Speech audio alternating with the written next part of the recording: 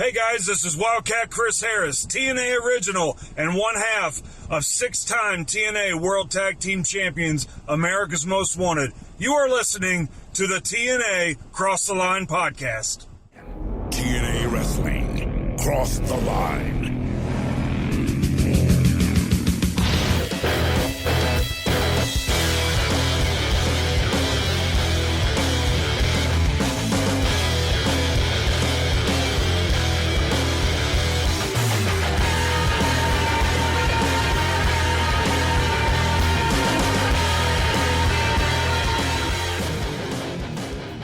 And we're back with episode 301, the TNA Cross the Line podcast. I am Colling Jr. With me, as always, is Dallas Gridley.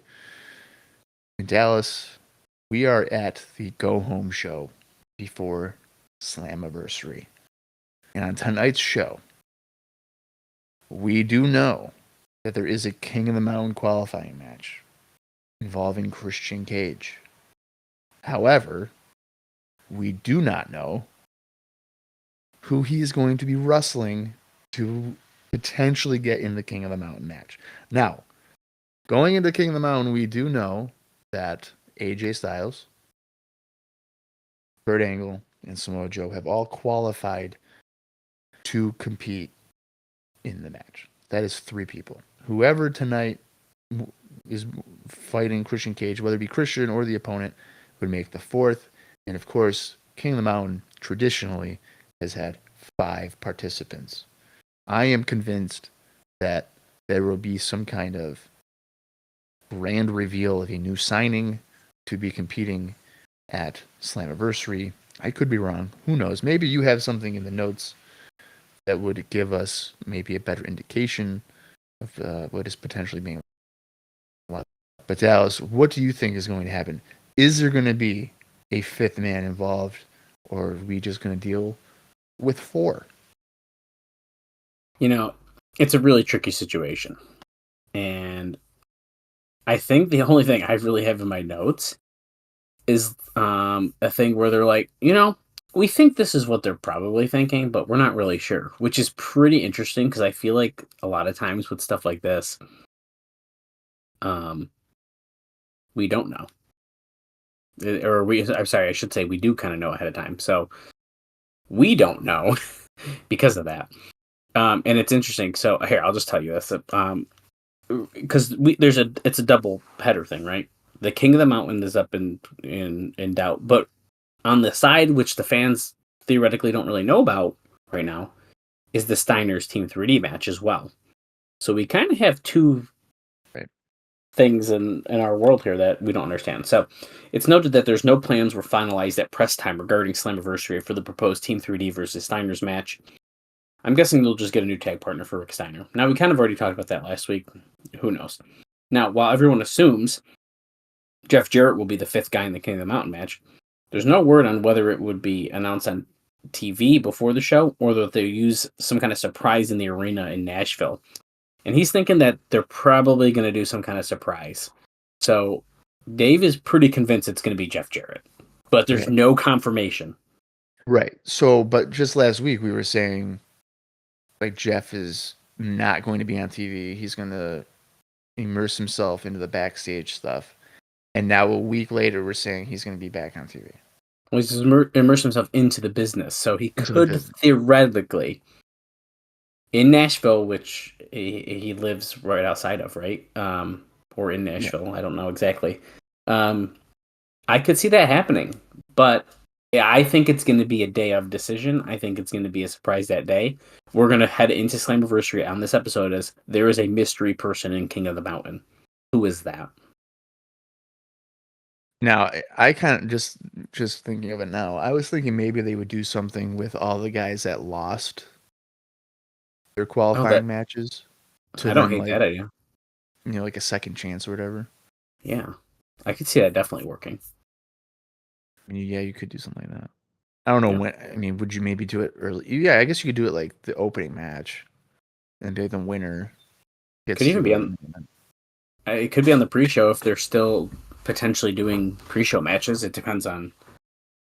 I would avoid the pre-show Because then you still get people to watch the show to see who it's going to be, kind of thing. Well, I would avoid the pre-show just because, realistically, how many people are watching the pre-show? Well, that's true. You know, I mean, you're like a diehard TNA fan. How many pre-shows of the pay-per-view did you ever watch? Back then? Ever? Back then, probably none. Nowadays, and within the last probably 15 years, all of them. Okay, so that proves my point more so for this era then. Right. I mean, just but and this is like that you have to go find the weird pay-per-view channel and kind of figure it out kind of situation. Yeah, it's not like easily attainable. It's not. Oh, it's live on YouTube right now. Right. Yeah. So a little more difficult. So I don't disagree with what you're saying. No. Okay. Bob, let's do a quick rundown of the card from last week. And then I got some ratings news for you. And I don't have a whole lot to talk about in general on this show. Honestly, there's so little, I should probably just say it all in the beginning and we can just enjoy the show. I mean, there's that little. Okay. But we'll get there. So, on the June 7th, 2007 episode of Impact, episode 154 of Impact, by the way, we saw Robert Roode defeat Jerry Lynn in 4 minutes and 8 seconds after Ms. Brooks caused a distraction, and then Roode got a low blow and then hit the payoff on Jerry Lynn. Pretty solid opening match. Then we saw Gail Kim defeat Ms. Brooks in 3 minutes 41 seconds. I think another solid match, and that match happened because of Ms. Brooks' involvement in the first match, and then Eric Young came out and threatened to hit her with a chair. Cornette said, no, men are hitting women in TNA, and blah, blah, blah. So then he made the match. And then finally, the King of the Mountain 2007 qualifying match. Chris Harris versus James Storms went to a double countout in 17 minutes, 11 seconds. And dude, it was another banger. They did it again. But that is where we are kind of left in question here. Also during the show, Tomko confronted Christian Cage after looking for him the entire time. We got a little tease of Sonjay Dutt's new character, the Guru, which we are told we will see more of this week. Daniels and Sting had a little chat. There's a lot of stuff that went down. So, pretty solid episode. Now, as far as the ratings go, that episode did a 1.03 rating and 1.3 million viewers. Did a 0.81 in males 18 to 34 and a 0.91 in males 35 to 49. The number had to be a major success going head-to-head with the NBA playoff finals on ABC. What is interesting is how a major sports event doesn't seem to have a big effect on TNA ratings, but it always has a major effect on UFC ratings. Interesting, different audiences, right? Now, in the quarter by quarter, the show opened at a 1.06 for Roode vs. Lynn. It lost 38,000 viewers for the backstage stuff and Kim vs. Brooks. It dropped 13,000 viewers for more backstage stuff and only stayed even for Harris vs. Storm, despite it being the best TV match in the company has had for a long time. I would definitely agree with that. One of the longest ones, too. I mean, I can't remember a match getting over 15 minutes like that. Yeah, it doesn't happen. And that violent, too, on TV. Right. And that's very important. TV. Right. Do you know what teams were in the NBA Finals in 2007? No, I don't know that. And you know I don't know that. I think you could easily guess one of them. Me? Yeah. NBA, the Lakers. No. The Bulls. No. I don't know if I know more teams.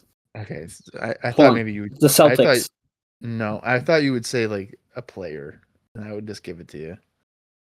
Oh, you want a player?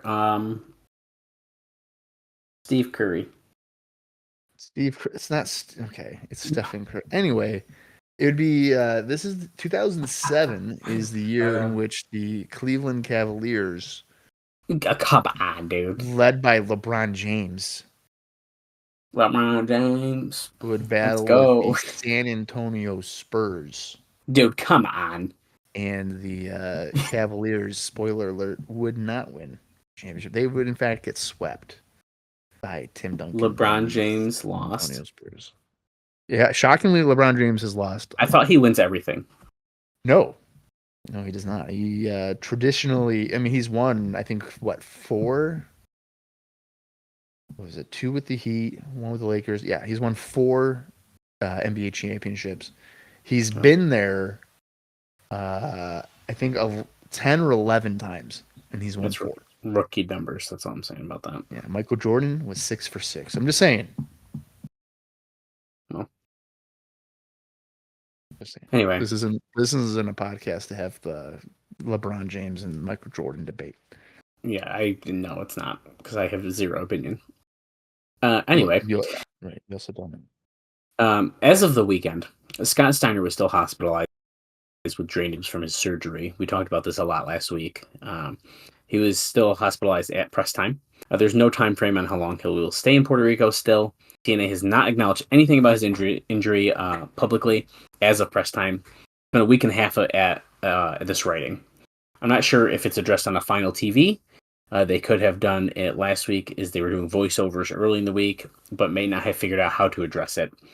But Dave says, I hope they really do it on this final TV, which we're heading into. Or they will continue to advertise 3D versus Steiners, since the Angle building it seemed to get over so strong. But there is no excuse for false advertising talent can't wrestle. So we will see how that is addressed on this show. I feel like they're still going to do it. Now, I remember at the time reading up on the updates about Scott Steiner in Puerto Rico, and there was a lot of fear that he could die. Wow. Yeah, it's crazy. Like, I remember reading on like WrestleView updates, every couple days or whatever, and they're just like, yeah, no, there's concern that he might not make it out of Puerto Rico. And I remember just being like, damn. That's really crazy. If Apollo murders Scott Steiner, he's definitely not getting a job then. He's definitely not getting a job. I mean, he's probably not getting a job now because he burst the guy's throat. Yeah, that's fair. But yeah. Luckily he does not die. That's true. He's still alive today. Still alive today. It's going good. Last week it was briefly mentioned that Jeff Jarrett and Dixie Carter had some meetings, some TV meetings. I have a little bit more on that now. It was on June 6th in Los Angeles. They were at Fox Network executive offices. Obviously, FSN would be a gigantic step backwards, so it would figure to be something else. My network can't be going back to Fox Sports and Net. Right. My Network TV is owned by Fox. My Network TV has already released its fall schedule. The key thing is they have the IFL Battleground on Monday and Saturday nights, but at this point, IFL's financial stability and ability to last the year is very much in question. Dave says, I can see TNA as a backup plan for the network's attempt to deliver male 18 to 49 viewers. My feeling is TNA has more potential as a 2-hour rating draw than IFL in primetime, but not on Monday. We saw how badly TNA got trounced that night. Raw did a Thursday show. Another issue regarding a potential move is that we know Spike will be around for years to come, but my network is under the gun to find some shows to get ratings, and if not, the network will be shut down. So let's just hope that they just don't do this. I think that sounds like a good plan to me. I don't know why there is a mindset of let's get to Monday within TNA. Well, there has been, I think, in the beginning, and it's focus on your own stuff. I feel like it's just a disaster. Why it's would the we war do that? idea, right? We want to go to war.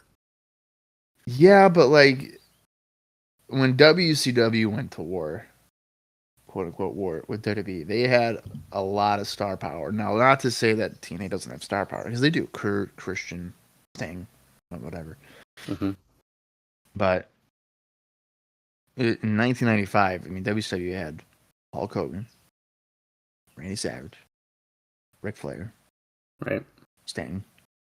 Basically, any notable name from the late 80s that was in the WWF was competing for WCW in some form of fashion. Mm-hmm. Here in TNA, yeah, you have your Kurt, you have your Sting, you have your Christian, but I mean, they're not anywhere the same level of popularity that any of those guys were in 1995. Right. It's just not even close. And then the WWE in 2007 have an insane amount of stars that you can't even really combat it. So any kind of idea that they would even get a decent rating in 2007 is laughable. Stay on Thursdays, avoid them at all costs, and just live with your 1.1. I agree with that, and I think they're doing pretty good right now. So I think we should just keep it up. They don't fuck it up, but they're gonna fuck it up. Hey, we have a little time before they fuck it up. Yeah, I know we have a little time, but they're gonna fuck it up. They're gonna fuck it up. They're gonna fuck it up. Tickets for the Tent Show tour from June 21st to June 24th aren't selling that well. They are running the same kind of shows that WWE used to traditionally run that always either sold out or came close to selling out. So the shows in like Cape Cod, Twin Rivers, Hampton, they all had plenty of ringside seats. The first 6 rows available as of the weekend. It is believed that WWE didn't put in a bid to host the shows, and somehow TNA found out and got the deal. The promoters were kind of dancing in the sense that they don't want to say anything negative about TNA, but at the same time are hoping WWE comes back. No word on why WWE gave up the dates, as it's not like the 2,500 seat shows that will probably sell out will draw larger or lower gates than a lot of the mid-sized city house shows that they do these days. So I think these are in relation to the dates that they essentially took from WWE that they used to run, and they're not selling too hot. But things happen. Yeah. Do you think are they going to cancel the shows? I do not think they'll cancel the shows. I think they'll just run small shows. When are the dates of the shows? 21st through the 24th. Oh, of June. Yes. I don't think they're going to cancel. Yeah, well, they don't. There you go. So there's that. So yeah, that's all my big stuff, Bob. I have a couple quick hits. You want me to just get these out of the way and hit you with them? Yeah, you might as well. Why not? They're all literally a line. So first up, we heard rumors that Sabu was trying to come back in. He is already working indie shows, and why that is important is because he can't do TNA until his 90-day no compete is up. But there is no idea if there's actually an interest in bringing him back yet or not. That was from Alvarez. Okay. So we'll see. It's also noted that Glacier was at the taping last week. Very exciting stuff. Glacier? Glacier. Okay. Yeah. Ron Killings hadn't cleared Triple Mania with TNA, so it's not a lock that he's on the show in AAA. So he's wanting to do that, but TNA has to say yes, and they have not yet. Bob's favorite backstage interviewer, Letitia Crane, is in the top 100 finalists in a Maxim magazine poll of hometown hotties. It's Letitia Klein. Oh, that's right. Why'd he write Crane? Not Crane. I don't know. I was just Top 100 of what? Hometown hotties. For what? For the what? Maxim, the magazine. Oh, top 100. Did he write Letitia Crane? Is that like her real name, and she just goes by Letitia Crane? I don't know, but I know her as Letitia Klein. Yeah, well, now I'm annoyed because I always read. Oh no, that is not her. No, he's just made a typo, and I read it, and I knew better. Don't be using their real names, man. Just use their gimmicks. Letitia Klein. What does it matter? Because that's not her name, anyways. I'm saying for Dave. Like, right. Just, well, it's not. It's her as Letitia Klein. Just say Letitia. He just thinks it's Crane, apparently. That's not. And then finally, Bob, my last note of the entire show is that Samoa Joe is working with a bulging disc, and he's been a walking injury for some time now. But he is working injured. So not too great. That's not good. But with all that being said, it is time for the go home show before Slammiversary. Let's do it. It's June 14th, 2007, TNA Impact. The approximate runtime for this is 41 minutes and 56 seconds. If you want to watch along with us, head over to TNA Plus, or if it's in your own personal collection. I'm going to count down from 3, and when I say play, that is when the watch along shall begin. So here we go. 3, 2, 1, play. Oh, really? They cut off part of my fun intro. We only got our wrestling. But we're immediately seeing highlights from last week's Harris versus Storm qualifying match. In a really good Impact TV match. Yeah, really good. And the highlights, I mean, that makes it look like, wow, if I missed Impact, I missed a really good match. Oh, yeah. A lot of the camera work in that match I thought was really well done. The chair and the wedge, even Storm doing that swanton onto Harris. And I don't remember. Was that after the show went off the air? Was AJ getting an ankle lock? no, I don't think you were looking at the screen during that time, but it happened right on the end of Impact.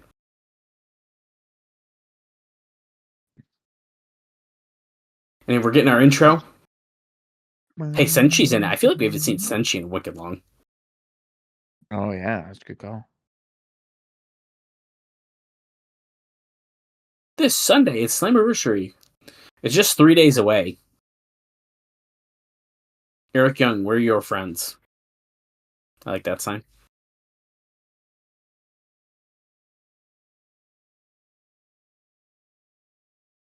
Mike, what would you know? Samoa Joe, AJ Styles, Kurt Angle. They're all in. Who is Christian Cage facing tonight to be in the King of the Mountain? Chris Jericho. Chris Jericho. Text B to 76000. Text message rate to apply. The funny thing is that if it was Jericho, Dave would have been like, Jericho's in TNA. Right. Jim Cornette is with Letitia Crane. Just kidding. It's Klein. Oh. Cornette yelled down to... he's going to all the King of the Mountain people and saying, hey, meeting in my office in 10 minutes. What is Styles doing? Is he doing like yoga or something? Oh, wait. Oh, look. Sting, Rhino, Joe, Sharkboy, AJ, Tomko, Harris, Storm, Kurt. So he thinks... Christian thinks he's fighting Sharkboy in the King of the Mountain qualifying match tonight. That'd be funny. That's so good.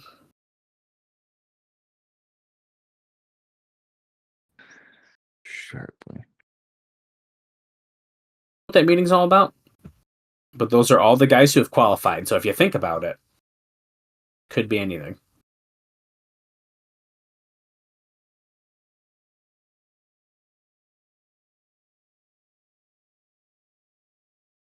They're talking about the Harrison Storm match going to a double count out. Neither man qualifying. 8-man tag match. Oh. It's Damaja. Yeah. With Hemi. Basham and Damaja. Love it. Yeah, I'm not here for that. I don't like it. You don't love it how it's Basham, like you bash them and then you damage them. That's good shit. That's so corny, dude. It's so good, dude. I don't know if is that why they're. Isn't his real name Basham though? Yeah, Doug Basham, but you bash him. Dude, come on, though. Come on. Hey, it's VKM. Oh, fuck. Great. Okay, so they're doing this kind of weird 8-man tag, but they're doing one team representative from each side. So these guys are not teaming with Basham and Damaja. They're on the other team. No. Right. Well, yeah, why they would be a team? They're beefing, dude. They hate each other. Well, I know, but we didn't announce all 4 members. We're going 2 and then 2.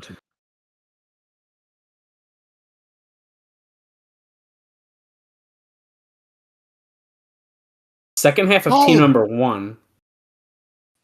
Oh, it's Rick and Scott, huh? Oh, so Scott has not had his throat exploded. So we're not going to address this until at least after this match, if we even are. There's no way. I don't think you could.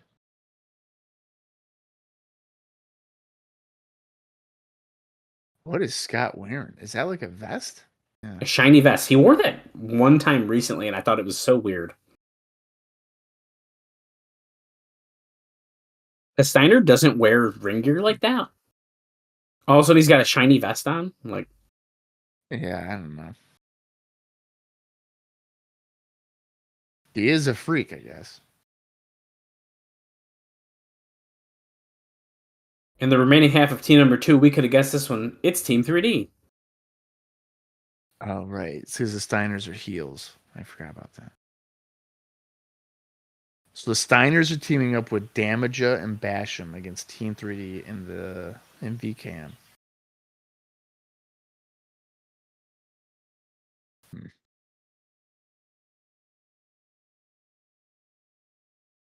Look at Devon. He's all like, look at me. I'm in shape still. I'm in shape. I'm ready for a match. I'm ready. I'm ready to compete.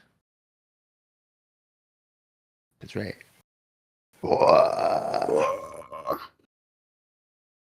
Showing the freaking guns. Like, I have muscles too there, buddy.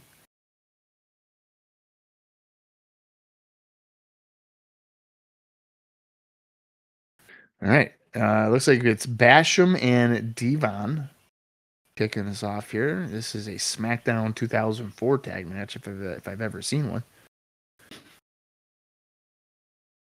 Basham hammering away on Devon. Basham is currently a mainstay for OVW, which is good. And Devon is tagging out to Brother Ray. Basham off the ropes. Double shoulder block. And Scott Steiner getting tagged in. Brother Ray backing off. Steiner has some kind of, I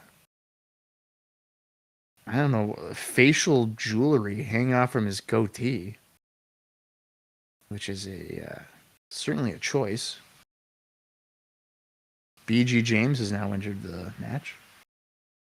Knee lift by Scott, followed by a right hand. If anybody's wondering, Dallas has left the room for a moment. That's why I'm doing play-by-play like I'm Jerry the King Lawler on Raw, because JR's microphone doesn't work.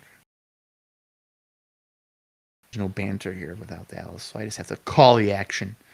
BG off the ropes. Misses a clothesline to Scott. Jab, jab, jab. Scott with a knee. And then here comes Rick Steiner with his headgear.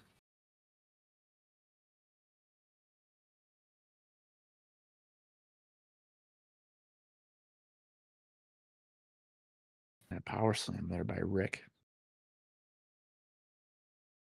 And Dallas has returned. Hello, Dallas. Welcome back to the show. Win a date with Christy Hemme. Holy shit. Sign me up, dude. Where do I go? I'm texting the number. Texting 6,000. 76,000. Put me in. I'm wondering if that... I hope we get notes on if that happens. Wouldn't it be hilarious if the guy that went on the date with her is how she ended up having 7 children? Holy shit, that would be fucking awesome. What a plot twist. I doubt it. I sincerely doubt that would ever happen. But. Steiner just gave a nice belly-to-belly to BG, and now tagged in Basham, and now Basham and Damaja double-teaming BG. Hey, fan interaction this Saturday in Nashville. Go to TNAWrestling.com. Damaja with a 2 count.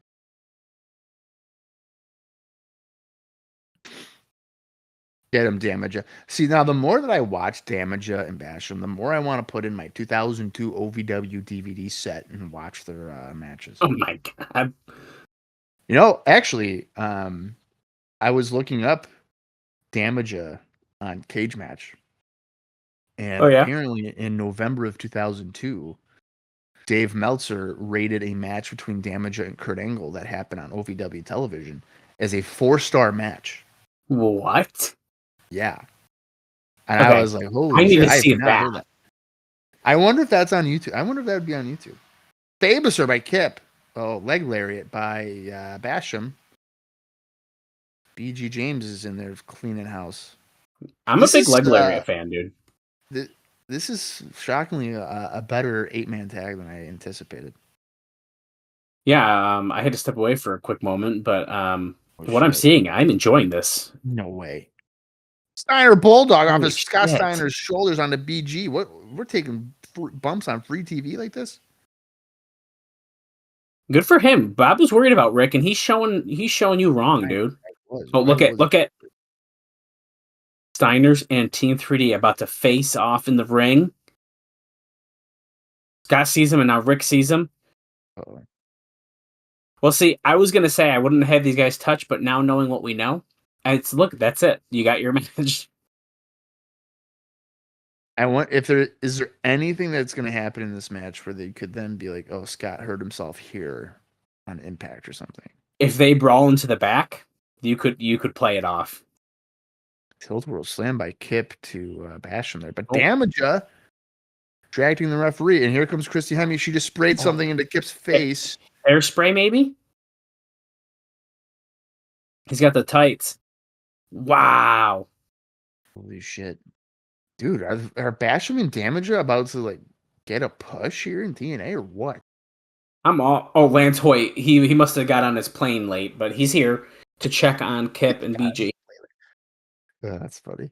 His Uber was late getting to the arena. He just got there. It's funny. Oh, we're seeing the last week thing with this one guy. What does he do? He was a tight end for the Tennessee Titans. You know, when they first showed him, I thought it was Simon Diamond with a hat on. I thought it was AJ Przinsky. Right, I mean, for a second. That's Frank Wycheck. We're showing this news highlights again. Yeah, this has gotten a lot of local publicity. It does not look like there's anything nationally. It's fascinating. I'm so surprised there's not like notes about this. Well, here's the thing. I mean, Frank Wycheck is not a big NFL superstar guy. Okay. He was a tight end for the Titans. I mean, it's not. Look at the TNA Today not microphone. Not a big deal nationally. Probably in Nashville it will be like a little bit important, I guess. But speaking of TNA Today, this is significantly older news now. In fact, it's like 5 weeks old news because the first episode after Sacrifice, they revealed those new titles. But over on Twitter, at Wrestling Covers tweeted out the video from the TNA Today where Jeremy Borash reveals the TNA title. And I thought that was super cool. I've never seen that. So they actually revealed it online on TNA Today before the episode of Impact, where Kurt just walks out with it. Oh. So that was over on our page. You'll have to scroll to find it by the time this episode airs. But we're backstage with Cornette, Styles, Samoa Joe, Kurt Angle. All three of you listen to me. You, Kurt, and Joe, you hate each other. You can't stand each other.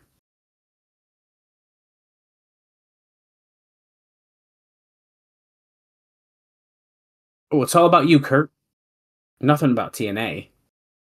Oh, he called Styles a blithering moron. That's what TNA stands for. Total Non-Stop Angle. That's true.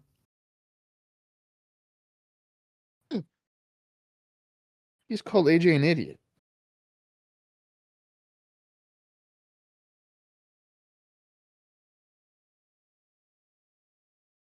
Well, 6-man tag tonight. The guys who didn't qualify, Tomko, Sting, and Rhino, against Styles, Samoa Joe, and Kurt Angle. That's huge, dude. Oh, that's funny. Did they just say they're gonna, if they lose, then the guys who all lost get their spot in King of the Mountain? So if AJ, Joe, or Angle get pinned or defeated, whoever beats them gets their spot. Okay, so it's okay. Wow. So it'll be a 1-for-1. I kind of really like that. The problem is, I don't think any of these people are going to lose. So, but like, if you wanted to actually get Sting into it, you could sneak Sting into it by pinning. Like, I feel like it would be Styles, to be honest with It you. would be AJ. But if Joe's hurt, That's a great freaking point, dude. I kind of really like this. I almost wish they did this with like. Well, I'll use Samoa Joe as the example because we would want Samoa Joe to be in it. So let's say he like shockingly lost. Oh my god, it's freaking Rhino. Rhino's in or whatever. And then Samoa Joe gets into the match last minute. I kind of like that idea. Yeah. I don't think it's going to happen, but I like the idea. King of the Mountain is this Sunday.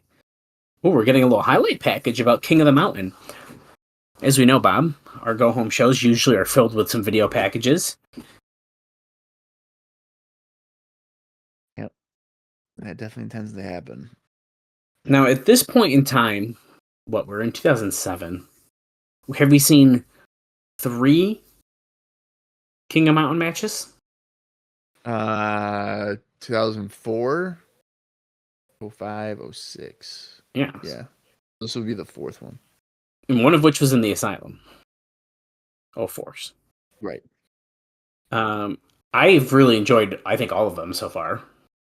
So I've been quite the fan of King of the Mountain, and I feel like when you first hear it on paper, like when you read about the penalty box and qualifying stuff, it sounds confusing, but in action, when it's happening, it works really well. Yeah, it's not convoluted. I think when you when you're saying, it sounds like maybe potentially confusing, but it's pretty simple. You get a pin, you go penalty box, and then you're eligible. That's all there is to it. It's a fun stipulation. I like it, and it's like just enough rules where it doesn't feel like too much. Right. And then the King of the Mountain, concept is kind of like what you do on a playground. When there's snowbanks and stuff. It's the King of the Mountain. You climb up the mountain. Same thing you're doing with a championship. We're seeing LAX beating up Hector Guerrero, Chris Harris, and Rhino in the ring. So that happened just a few weeks ago. JB in the back, talking about Slammiversary. You can win $500 cash. And oh wait, okay, where did the first pay-per-view get held? Nashville, Orlando, Detroit, or Huntsville, Alabama? Is he saying, okay, now this is where it could be a trick. Is it monthly or is it the weekly pay-per-view? The first pay-per-view. Because Huntsville's on there. First pay-per-view. Harris is getting interviewed here. I was one of the guys you took a shot at, and I'm still standing here. You want to start a war here with Hector Guerrero? Hector, I told you I'd be by your side. When we're going into war, let's take the war machine with us. I'll be honest with you, I've never heard Hector Guerrero speak until right now.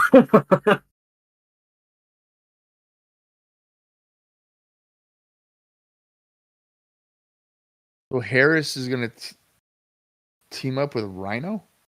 Yeah, to fight LAX, it sounds like.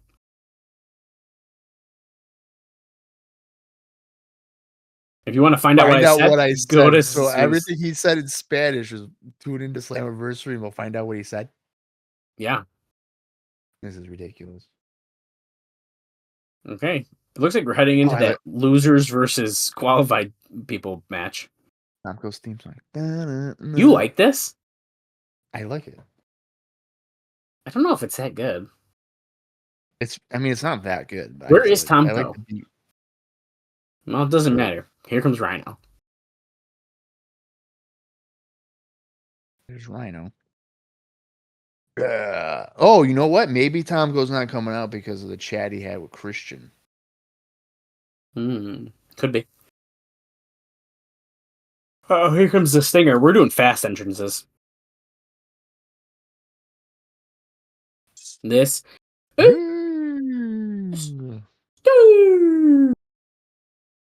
The icon. The legend. The Stinger. He might be in his last year here in 2007. He definitely doesn't have About 16 more years in the tank, but Yeah, there's no chance. He's really contemplating about hanging up the boats.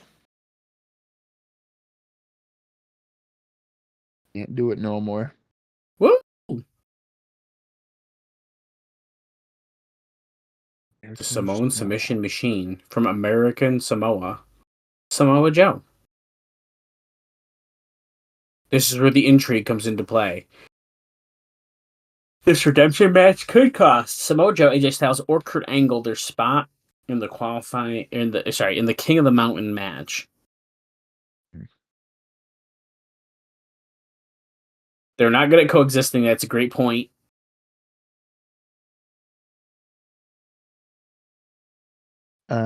Let's see here. Let me get these indie notes out of the way. On June 9th, Rhino defeated Switchblade for PCW's A Night to Remember in Charlestown, West Virginia. I probably should have mentioned this one. I did not. So we'll do that in a minute. June 9th, for the Jersey All Pro Heavyweight Championship, Senshi, also known as Loki, defeated AJ Styles at Jersey All Pro Rahway, New Jersey. Samoa Joe also competed on that Jersey All Pro Back to the Basics on June 9th. He defeated B-Boy, Diablo Santiago, and Eddie Kingston in a Four Corners match. Now, I should have probably noted this before, but there was a UWF house show that featured plenty of TNA talent. Okay. And guess what? It was at the ECW Arena. And it was Hardcore War 2. Oh. And there was 400 fans in attendance. Here is the rundown for the show. Arrogance, which is Chris Bosh and Scott Loss, defeated Team Mackinton, which is Kirby Mack and TJ Mack. Chris Sabin defeated Joey Ryan. Sabu defeated Danny Doring. Daphne teamed up with Damian Wayne to defeat April Hunter and JD Michaels. Dustin Rhodes defeated Steve Corino in a bull rope match. Sonjay Dutt defeated Ruckus. Senshi defeated Joey Matthews. And in the main event, in a Philadelphia tag team street fight, Team 3D defeated AJ Styles and Christopher Daniels. So there you go. So Tomko was laid out. Yeah, he had a cord wrapped around his neck, and he was upside down backstage. So who did that? We don't know. But Samoa Joe and Kurt Angle just gave AJ a hip toss to make him be the first one in the match. They're like, okay, you're coming in. He's starting off with Rhino.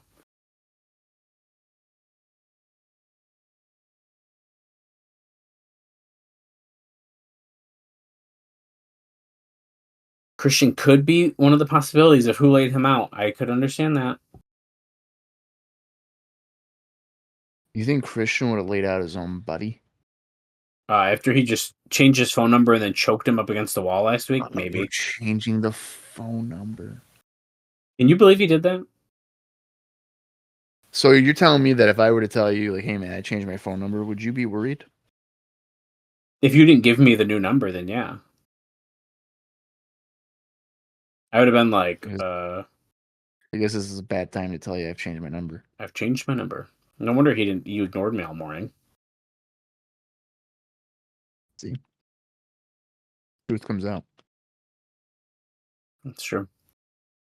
Joe with the aggressive tag to Kurt. You know, sometimes I wonder if Joe is his aggression, you know, he needs therapy.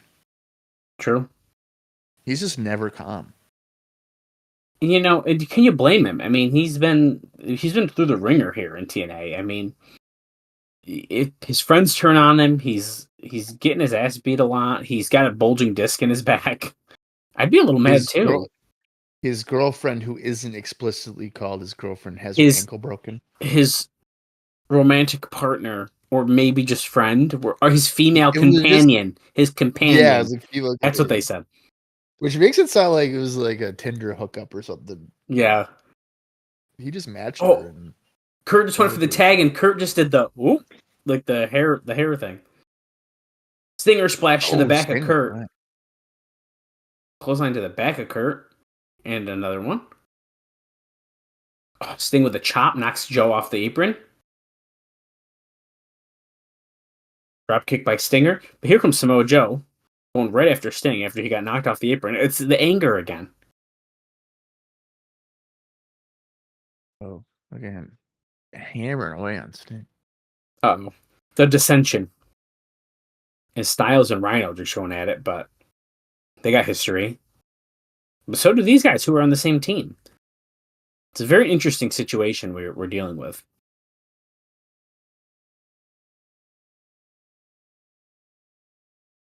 It is Kurt and Joe who do not get along, but maybe they hate Sting more. And they're able to work. No, maybe not. Now they're shoving each other. Spoke too soon. Daniels is out here. He wants to be the third member. And he gets tagged in, even though he's technically not in this match. Oh my God. Oh, holy shit. What he hits the last rights on Sting. Angle and Kurt both go for the cover. Fallen Angel has cost Sting his opportunity for the world title. That was dumb. I am so confused. So Daniels comes out. He's like, I want to be the third man. Okay. But he's not a legal participant of the match. So right. Him hitting Sting should have been a disqualification. It should have been.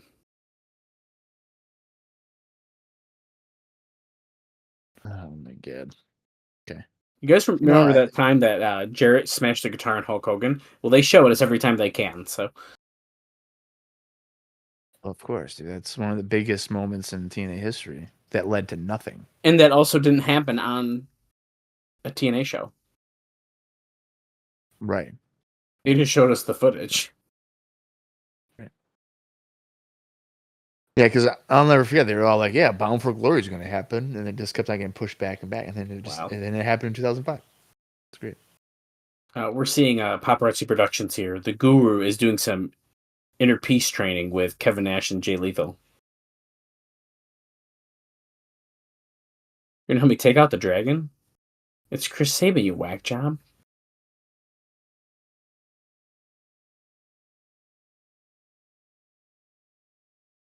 Love him the way I love you, Jay, and you will have the X Division title. Nobody knows what a man wants quite like another man. Oh boy. Inspirational words from Kevin Nash. Do you think Kevin Nash is getting paid a shit ton of money to just do these like videos? I would not be surprised.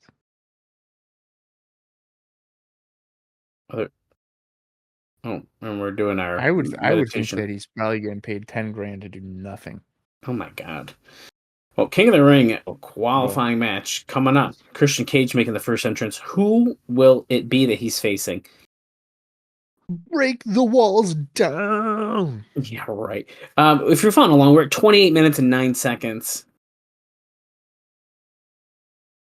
The former world champion, he's confident. He thinks it's Shark Boy. I have no idea. Maybe it's A1. Here comes the pain. Brock Lesnar. Well, hey, if Glacier was there, could be. Could you imagine? Oh, shit. Oh, well, it's not Glacier and it's not Shark Boy. It's a monster. It's the monster. It's Abyss. But is he there? Oh, yeah, he's there. Yeah, it's him. The last time we saw him, Christian and his friends beat the shit out of him and left him in a bloody mess. Oh, so it was Abyss getting revenge on Tomko.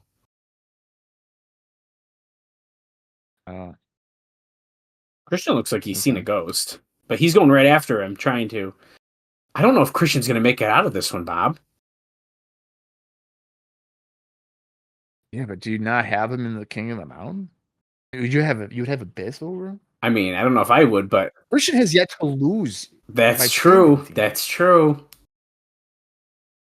Well, Tomko might be out, but the rest of Christian's team is not at this moment in time. Steiner's here. Styles is here.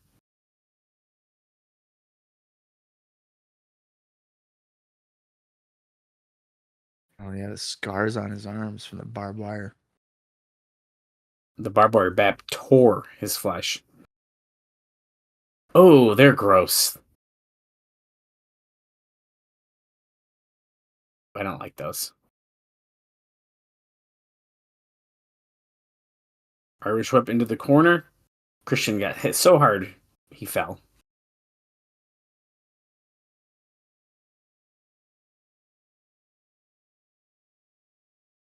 Slam. Single arm slam. One-handed.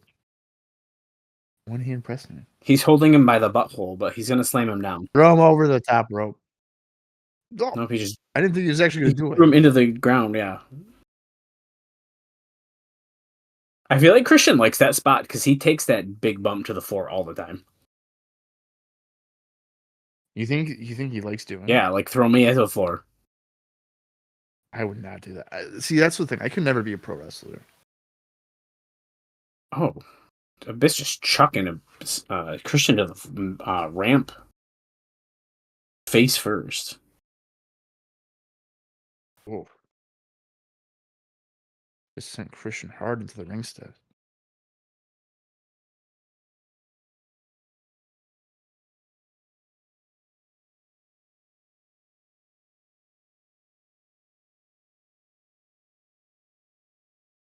Abyss is closing the distance in a hurry. They're going to the crowd. Are we going to go through one of those pieces of wood? Well, it's still broken from the Harris Storm match from last week. Last week, quote unquote. Right. Oh my God. Don't go over to the stage where there's a giant hole. Maybe Harris and Storm are still in the hole that's in the stage. They've yet to even get up from that.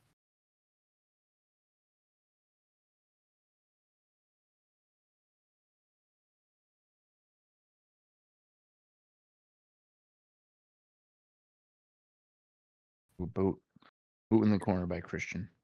That SOB. Drop toe hold during the break. Missile drop kick by Christian. Now Christian climbing to the top here. Abyss is laid out. Kind of a frog splash move, but it was caught by the throat as he landed. Going for the choke slam. Christian counters. Sleeper hold. But Abyss fell back, broke that sleeper hold off of him.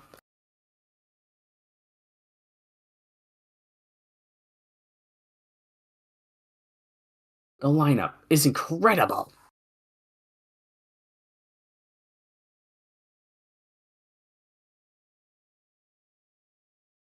Saban.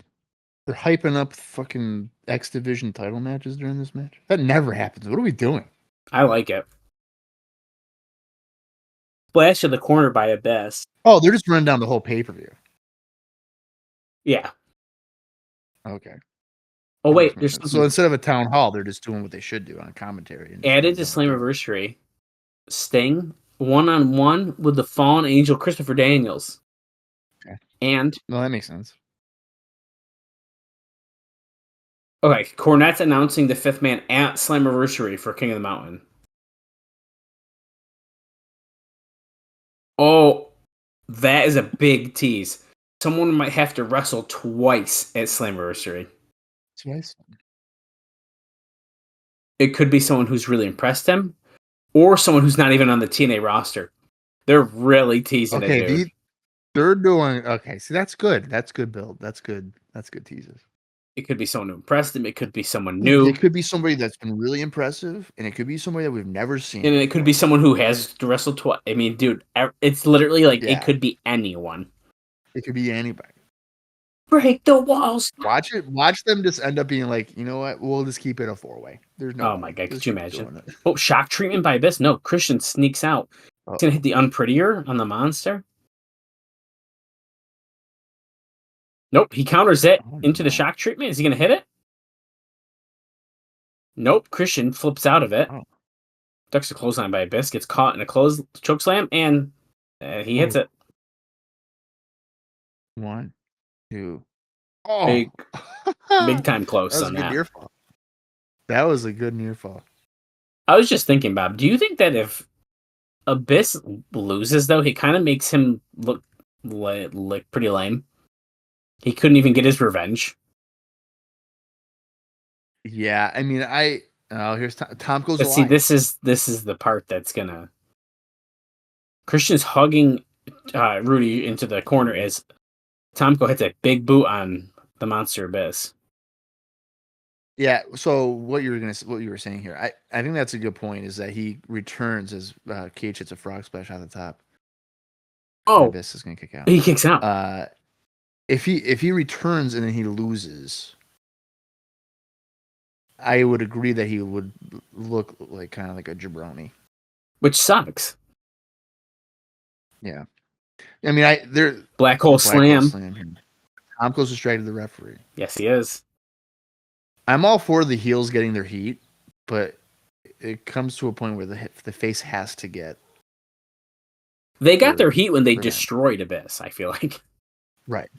So like now would be the time. Styles just slid in a chair. Really oh my god, it gets punched into the face of Christian. Rudy's not distracted, but Styles gets tossed to the floor against Tomko. Or is he going to get himself disqualified? If there's a DQ from a chair shot and we didn't get a DQ in the Harris Storm match, I'm going to fucking lose it. Makes no sense. But they're saying that, though. If you do it, you're going to be disqualified. Oh, no. There you go. Oh, my God. Oh, my God. Abyss wails Christian, gets DQ'd, and then he wails Rudy Charles. That's $10,000 fine. He just destroyed Rudy Charles. That's great. Okay, so hitting Rudy with the chair, that would justify a DQ. Yeah. So if he didn't deserve it for the Christian one, he still deserved it anyway. He deserved it for hitting Rudy, yeah. Well, he's going under the ring. What's he going for? A enormous bag of tacks.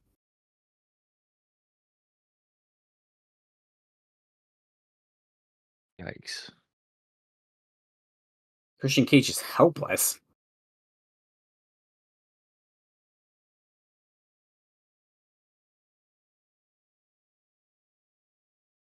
Who's that? Oh, it's a security guy. Security. I literally couldn't tell. These guys are horrible at security. They're just lining up one by one to get forearmed. Who's the security guys that we used to see in the asylum? Right, like Vaughn and Santel. Yeah, Rick Santel. Hey, that's Terry Taylor. The legend of Rick Santel. Hey, Pat Kenny. Pat Kenny? He's back. Is that Terry Taylor? Yes. Do you want to say to him? Oh. My Siri is talking to me. Yeah. Pat Kenny and Terry Taylor just got destroyed. By destroyed, I mean punched. And... Oh, that's glass. That's glass, Dallas. That is not fun. Okay, well, that would explain why the bag was so much bigger, because it was full of broken glass. Yeah, Christian's not landing on that. Yeah, he might be. This might be his payback. I think he's going on it. I don't know. No one's out here saving him. I don't know. No way. Yeah, I think he's gonna. I don't think he's gonna do it. Tomko and Styles stopping Abyss. There we go. It's the numbers game, dude. Eat him up. Stop away.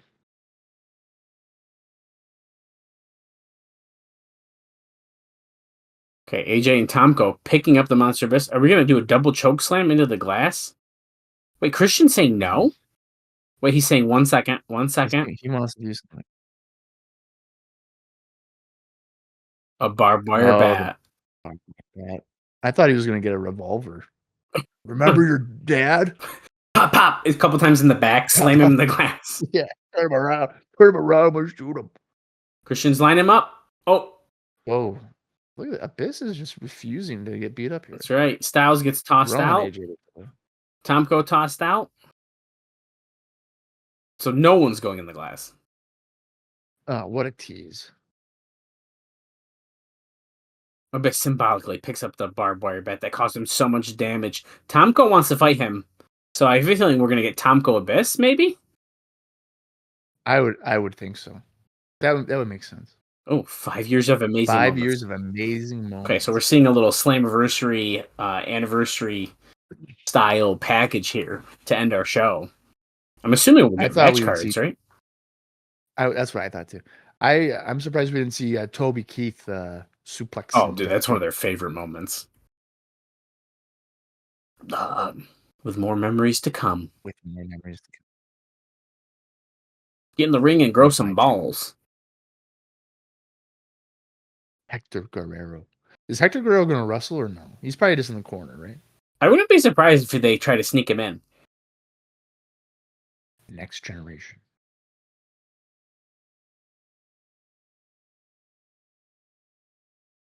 This is a cool package, though. Black Machismo versus Chris Sabin. X Division title. Crusade for mortality. So we are seeing our match card graphics and highlights for matches as well. Yep.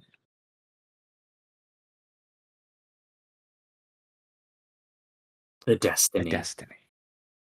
Of course, Team 3D and Steiners. So we saw Daniel's Sting graphic. Now we're going to see the 3D Steiners graphic, which unfortunately we know. Oh, the destiny of a tag team. So they've known for at least probably over 10 days that Scott was not. Just about, yeah. Yeah. And of course, the King of the Mountain will decide the new TNA World Heavyweight Champion. That beautiful fucking title. Which, not for nothing, you know what I would have been doing? Showing off that title every single week since they made its debut, just to like really reiterate, hey, this is our new title. Right. I'm not gonna say any like for sure, but that silhouette looked like Jeff Jarrett to me when they just showed the empty person. I'm just saying. It could have been, yeah. Now, just by all accounts here, that those match graphics were not all of the matches you take place. I mean, that's basically the matches that have been announced. Yeah, which is pretty interesting because normally we've been kind of seeing everything. So, I would anticipate like an official Frank Wycheck, James Storm match, or at least a confrontation. Yeah, I would imagine that. I would imagine VKM against Basham and Damaja or something. Yep. What we didn't see on the graphic there, which is a bit surprising, is the Freedom match between Eric Young and Robert Roode. That definitely should have been a match card graphic. Yeah. So that's definitely a match that is taking place. So those are technically the matches that, at least on television, have been announced. I think it's safe to suggest that something between Abyss and Tomko would be incorporated. Oh. But really, aside from that, who knows? Bob Backlund was wanting a match. Remember that? That was weeks ago, though. That is right. And that we were talking that might be Shelley. It'd be Shelley, right? So that could definitely be happening as well. But we haven't talked about that in at least 3 weeks now. So we might be able to piece this together. Like if that is a thing, and then the what Chris Harris was just saying with Hector, Harris and Rhino against LAX. I mean, I would imagine. Oh, that's definitely happening. Yep. That would be on the show too. Then. Yep. We might have the whole card kind of pieced together. Okay. I mean, who knows what else could be added, or maybe we're wrong. I'm feeling, but it looked like in that closing sequence they were focusing on the major ones. I'm just surprised they wouldn't put Young and Roode. I agree. In there, since that's been literally months in the making. Totally. Well, I do feel pretty good about this, the card right now. Yeah, I mean, I'm looking forward to Slammiversary. This is probably the true beginning of the TNA. TNA era, because you're going to finally have a champion, Right, like officially crowned, I guess. What do you think of the go home show? Before we forget, I actually thought it was not a bad episode. Again, I think we've had a couple good ones in a row. I think last week was better for me, but I like this one. I thought it was fine. I think the TV heading into Slammiversary has been pretty solid overall. Yes, I think the whole build has been good. Which is again which can be tough to do when you're doing a multi-man match. Mm-hmm. The qualifying thing, I think, worked very well. I think it was a really good way to fill out TV time with a lot of top stars. Oh, yeah. And there was even like little stories of dissension and who do you trust and stuff through all that. We got some violent matches and stuff. I don't know. I think they did a really good job here. So, no, I agree with you for sure. I'm feeling good. I'm very excited. Yeah, I mean, pay-per-views are always fun, no matter what's going on. Yeah, pay-per-views tend to be heavily focused on in-ring, which is what we like here on the podcast. So yeah, that concludes the build. Our next show is going to be the essentially 5-year anniversary. Mm-hmm. It's just 3 days away. Slammiversary, 3 days away. Slammiversary 2007, June 17th, Nashville, Tennessee, where it all started with week 3, because Huntsville got the first 2 weeks, obviously. All right, who will be the TNA champion? It's 1-5, and we don't even know who the 5th guy is. So, endless possibilities to who could be the TNA champion. There's one way to find out, and that's with joining us in just a few days for Slammiversary 2007. So until then, for Dallas Gridley, I am Bob Colling Jr., and this has been the TNA Across the Line podcast.